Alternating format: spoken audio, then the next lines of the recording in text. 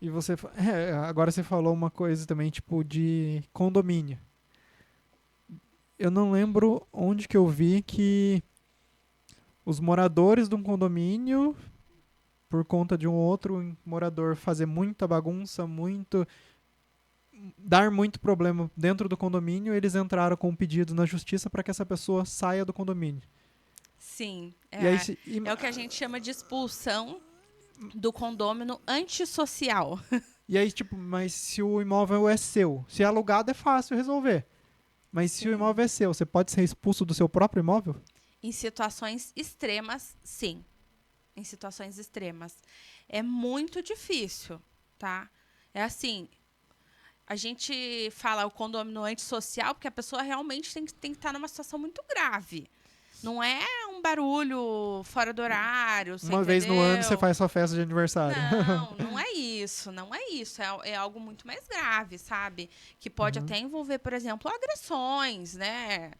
Que aí você parte, né, para uma outra seara. Mas, assim, somente por questões de comportamento, um barulho, uma notificação, isso não. Ah, mas aí. Mas você pode ser expulso. Só que aí tem um problema. Você recebe uma notificação hoje, outra amanhã, outra depois. É, mas pela reiteração, não é a reiteração Não que agrava. vai fazer com que a pessoa seja, né, Uhum. expulso do condomínio. Não é isso. Mas sim uma série de comportamentos. Porque aí você tem o procedimento, né, da convenção do condomínio, que é ser notificado uma vez, na segunda. Tem condomínio que permite a segunda, na terceira é multa. Tem condomínio que na segunda já é multa. E aí vai depender do que cada condomínio estipula na sua convenção.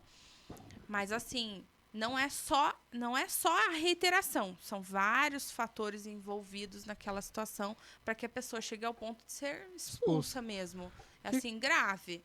E o que acontece se você não pagar a multa? Aí o condomínio tem os meios de cobrar, né? Aí você tem judicialmente, você tem extrajudicialmente, enfim, tem uma série de coisas.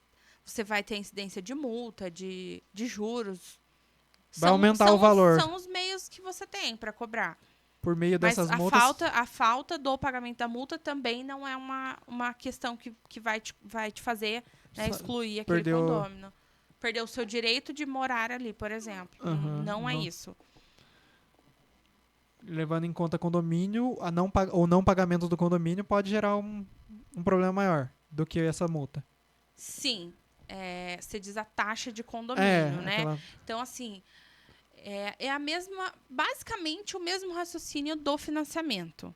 Então, assim, se você não paga o condomínio, e aí você vai devendo, e aí você chega a sofrer uma execução dessa dívida,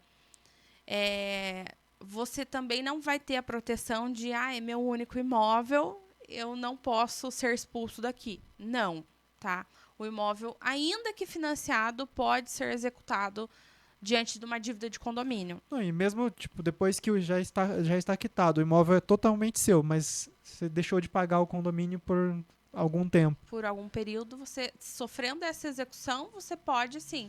Porque aí você vai ter um prazo para pagar, né, a dívida. Que é uma coisa que a gente vê de alguns artistas.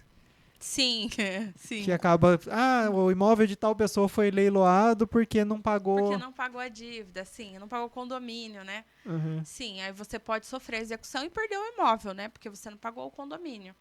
Então, aí é uma outra questão que a pessoa que compra também tem que prestar, né? Porque aí você não vai ter só a parcela do financiamento, você tem um condomínio para pagar. O IPTU, e água e luz. Então, assim, tudo isso vai encaixar Uhum. no seu orçamento. É uma das coisas que a gente tem que começar a entender quando você quer comprar um imóvel e, a partir daí, entender se, né, a sua condição financeira é possível. Isso é algo que você consegue ficar sabendo o valor. Tipo, eu comprei na planta. Ah, vão me entregar o apartamento daqui 2 anos.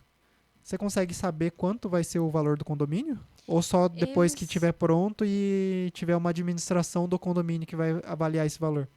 Não, na verdade, eles fazem uma previsão quando você vai comprar.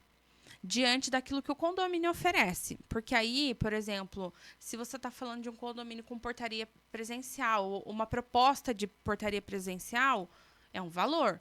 Uma proposta de uma portaria remota é outro valor, é mais barato.